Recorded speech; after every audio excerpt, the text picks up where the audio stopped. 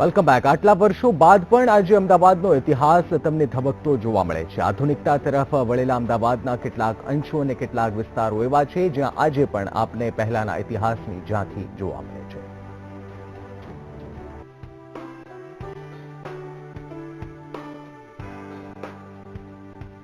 ઈસવીસન 1411માં જ્યારે અહેમદ શાહ દ્વારા અમદાવાદની સ્થાપના થઈ તે પહેલા અમદાવાદ કર્ણાવતીના નામે ઓળખાતું હતું. કર્ણરાજાએ પતન પછીનું પાટનગર કર્ણાવતી બનાવ્યું અને જે બાદ આ જ કર્ણાવતીને અહેમદ શાહે અમદાવાદમાં બનાવ્યું. હાર બાદ કર્ણરાજાએ સરળતાથી વેપાર થઈ શકે તે હેતુથી કર્ણાવતીને પાટનગર બનાવ્યું હતું. પ્રાચીન મંદિરો, ઇમારતો, અનેક સ્થાપત્યો જે અમદાવાદના ઇતિહાસ સાથે હજુ પણ જોડાયેલા છે. અમદાવાદની સ્થાપનાથી તે સમયે એક અલગ અમદાવાદ જોવા મળી રહ્યું હતું, જ્યારે હાલમાં આધુનિક બનેલા અમદાવાદમાં આજે પણ કેટલાક ગામો અને વિસ્તારો એવા છે જ્યાં તેમને પહેલાનું અમદાવાદ જોવા મળી શકે છે. પહેલાની કેટલીક પ્રતિકૃતિ આજે પણ મ્યુઝિયમમાં મૂકેલી જોવા મળી રહી છે. એ વખતે અહેમદ શાહે જ્યારે અમદાવાદની સ્થાપના કરી ત્યારે આજુબાજુ નાના નાના ગામડાઓ હતા જે કોટ વિસ્તાર બહાર હતા. આજે મેગા સિટી તરીકે અમદાવાદ છે તો એ અમદાવાદ ને આપણે સ્થાપના દિન તરીકે ઉજવીએ ત્યારે યાદ કરવા જોઈએ. જેમ કે આજે એ અમદાવાદ મેગા સિટીની અંદર આવી ગયા છે. તમે નજીકમાં નજીક આશ્રમ રોડ ઉપર લો તો મીઠાખળી, તો મીઠાખળી ગામ આજે જીવંત છે. અમદાવાદ સાથે સંકળાયેલી પુરાતન પ્રતિકૃતિને સાચવવા માટે ઇતિહાસકારો દ્વારા પણ જે તે સમયે ઝુંબેશ પણ ચલાવવામાં આવી હતી, જેની જાળવણી હાલમાં સરકાર કરી રહી છે. જેના કારણે આજે પણ અમદાવાદ સાથે વર્ષો જૂનો નાતો ધરાવતા કેટલાક સ્થાપત્યો આપણને જૂના અમદાવાદની યાદ તાજી કરાવે છે.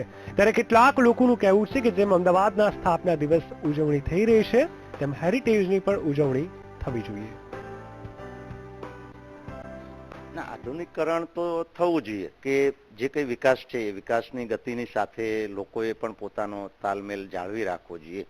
પણ એ સાથે જે જૂનું અમદાવાદ છે, પ્રાચીન અમદાવાદ છે, એની જે ધરોહર છે કે એની સંસ્કૃતિ છે, લોકોની સંસ્કૃતિ છે, એ સંસ્કૃતિને જોડી અને આજે લોકો મોટાભાગે એની સાથે તાલમેલ રાખવાનો પ્રયત્ન કરે છે.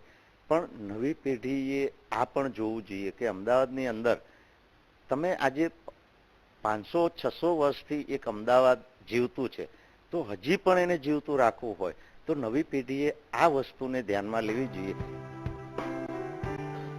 અમદાવાદ અતિ ભવ્ય વારસો ધરાવે છે, ત્યારે હાલ આધુનિકતાની દિશામાં આગળ વધી રહેલા અમદાવાદનો ઇતિહાસ પણ યાદ રાખવો એટલો જ જરૂરી છે, જેથી અમદાવાદીઓએ આધુનિક અમદાવાદની સાથે સાથે અમદાવાદના ઇતિહાસને નજરઅંદાજ ન કરવો જોઈએ. કેમેરામેન સંજય જાદવ અને અજય પટેલ સાથે પલક મકવાણા, વીટીવી, અમદાવાદ.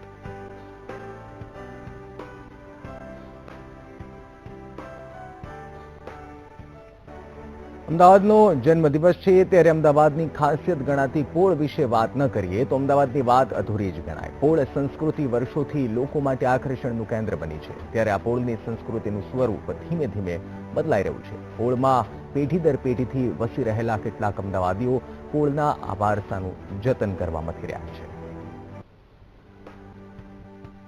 અમદાવાદની પોળ સંસ્કૃતિ વિશ્વભરમાં પ્રખ્યાત છે. દેશ વિદેશથી લોકો પોળના જીવનનો અનુભવ લેવા અને તેને જાણવા અમદાવાદ આવે છે. અમદાવાદનો આ પોળનો ઇતિહાસ હવે ધીમે ધીમે કરવટ બદલી રહ્યો છે. પેઢીઓથી વસતા અમદાવાદીઓ આ પોળમાંથી હવે હિજરત કરી રહ્યા છે. આવું જાણીએ હિજરત થવાના કારણો શું છે. શહેરી વિસ્તારનો વિકાસ. શહેરની જીવનશૈલી અને પોળની જીવનશૈલી વચ્ચે તફાવત. યુવાનો સ્વતંત્ર રહેવા માંગે છે, જે પોળમાં શક્ય નથી. સારી શાળાઓ દૂર પડતા તેની અસર બાળકોના શિક્ષણ પર થાય છે. પોળમાં વાહનો અને ખાસ કરી કાર પાર્કિંગની સમસ્યા. યુવકો અને યુવતીઓ લગ્ન માટે પોળમાં વસનારને પસંદ નથી કરતા. પહેલા 140 ચૂલા કહેવાય, એમ ઘર ના કે એમ ચૂલા કે કેટલા પોળમાં કેટલા ચૂલા, એમ તો કે 140 ચૂલા હતા પોળમાં પટેલોના. અત્યારે ચોકઠે જોવા જઈએ તો 2-5 મકાન વધ્યા હશે એમ. એટલે લગભગ 20 થી 25 હજુ પટેલના ઘર ખરા મારવાડી પોળમાં. અને ત્યાર પછી આ લોકો જે મારવાડી ને એ લોકો જે આવ્યા ત્યાં આગળથી. તો એ લોકોએ ધંધો અને સારું બધું અહીં જોયું કે ભાઈ એટમોસ્ફિયર સારું છે એમ, અને કમાવાની બી ઉજળી તકો છે એમ. એ જોઈને એ લોકો બી શિફ્ટ થયા હતા. આજે એ લોકો બી કોઓપરેટ કરે છે એવું બી નથી એમ. એટલે હું લગભગ 75 સાલથી કડવા પંડનો પ્રમુખ છું. કડવા પંડનો વાડી છે, મંદિર છે, અને પટેલ સિવાય કોઈને કડવા પટેલ સિવાય કોઈને હપ્તા નથી છે. એટલે સ્વયંભૂ બધા પાડે છે. જો આમાં કોઈ ધરાધરણ તો છે એવું નથી, પણ સ્વયંભૂ પણ ચાલે છે, એવું રજીસ્ટર થયેલું નથી. જો એમને ચાલ્યા કરે છે. દર વર્ષે હિસાબ રજૂ થાય છે, મિટિંગ થાય છે, કોઈ પરમાં હવન થાય છે પ્રસન્ન પંચમી ઉપર માતાજીના. બધા પોળના બહારના અહીંની ગયેલા બહારના આવેલા બધા માણસો જમે છે. મારવાડીઓના પોળમાં વસવાટના કારણો છે, કારણ કે મારવાડીઓ રાજસ્થાન સહિતના પ્રદેશથી અમદાવાદ રોજગાર માટે આવે છે. મારવાડીઓ મુખ્યત્વે કાપડના વેપાર, સિલાઈ કામ જેવા રોજગાર સાથે જોડાયેલા છે. પોળમાં મળતા મકાનો શહેરી વિસ્તાર કરતા કિંમતમાં સસ્તા છે. પોળ અને કાપડ બજાર નજીક પડે છે. રેવડી બજાર, ઘીકાટા સહિતના વિસ્તારોમાં મારવાડીઓની દુકાન છે. આ વિસ્તારો પોળથી નજીક પડે છે, જેથી ઘરનું ભોજન સરળતાથી મળી જાય છે અને મારવાડી મહિલાઓ પોળમાં સુરક્ષિત છે. અહીંયા વાળા જે લોકલી છે એ લોકો ભણેલા ગણેલા વધારે હોય છે. એ હિસાબે તો દૂર દૂર નોકરી કરવા જતા હોય છે. આ હિસાબે સિટીની બહાર રહેવાનું વધારે પસંદ કરે. ત્યારે અમારા લોકો બધા, અમે લોકો સ્પેશિયલી અમે રેડીમેડના ધંધા રોજગારમાં છે. જે લોકો ઓછું કમાવે, જે લોકો સિલાઈ મશીન કે કરે છે, જે લોકો વેપારી વર્ગ છે, એ બધા રેડીમેડ હોલસેલના ધંધા કરતા હોય છે. એટલે અહીંયા જ ઘીકાટા રોડની આજુબાજુ બધા રિલીફ રોડ ઉપર જે એમજી માર્કેટ છે, લક્ષ્મી ટોકીઝ છે, ત્યાં બધી રેડીમેડ હોલસેલની શર્ટ પેન્ટની, પછી લેડીઝ વિયરની બધી દુકાનો હોય છે. એટલે અમે બધાને શહેરથી બહુ દૂર જવાનું પોસાતું ના હોય. જે યુવાધન પેઢી હોય છે જે સિટીમાં, અને હું એક ખાસ પ્રશ્ન કહું કે અમદાવાદના સારામાં સારા બિઝનેસમેનો, સારામાં સારા જે નેતાગણો અને સારામાં સારા જે ગવર્મેન્ટના ઓફિસરો એ સિટી વિસ્તાર, પોસ્ટ વિસ્તારમાંથી, પોળોમાંથી તૈયાર થઈને બહાર ગયેલા છે. હું તો એમ જ કહું કે હું જીવીશ ત્યાં સુધી પોળમાં જ રહીશ. મૂળ અમદાવાદીઓ પોળ છોડી અન્યત્ર સ્થાયી થઈ રહ્યા છે, તો સામા પક્ષી મારવાડીઓ તેમના ધંધા, રોજગાર અને રહેણાંકનું સ્થળ નજીક મળી જવાથી પોળમાં સ્થાયી થઈ રહ્યા છે. જો કે હવે તો પોળમાં પટેલો ઉપરાંત ઠક્કર, બ્રાહ્મણો અને વાણિયાઓની વસ્તી પણ વધી રહી છે.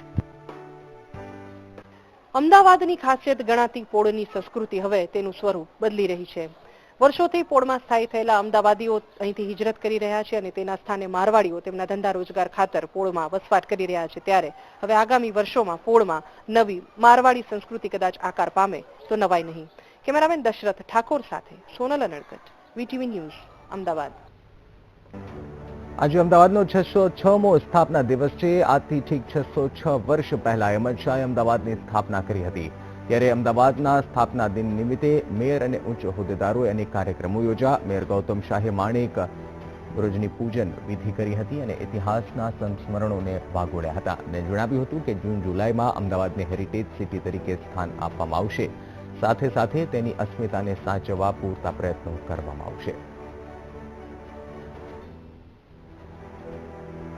સીધા 13મા વંશજ ચંદનનાથ મહંત અને અમે લોકોએ આજે ત્યાં પૂજા કરી અને ખાસ કરીને આ શહેર સમૃદ્ધ બને, હજુ પણ વિકાસની દ્રષ્ટિએ આગળ ને આગળ વધતું રહે, આ શહેરના લોકોની સુખાકારી વધે, શહેર સમૃદ્ધ બને, એ સંદર્ભમાં અમે પૂજા અર્ચન કરી માણેકનાથ બાવા સાથે અને એમના શિષ્ય ગુલાબનાથ એમ બંનેની જીવતી સમાધિ છે ત્યાં અમે પ્રાર્થના કરી છે. ગુરુ માણેકનાથના આશીર્વાદથી અહીંયા ઉભેલા છીએ અને સૌ પ્રથમ એમના આશીષથી આજે પણ શહેર જેવું મેયરશ્રીએ કીધું કે આગળ પ્રોગ્રેસ કરી રહ્યું છે અને હજી પ્રોગ્રેસ થશે.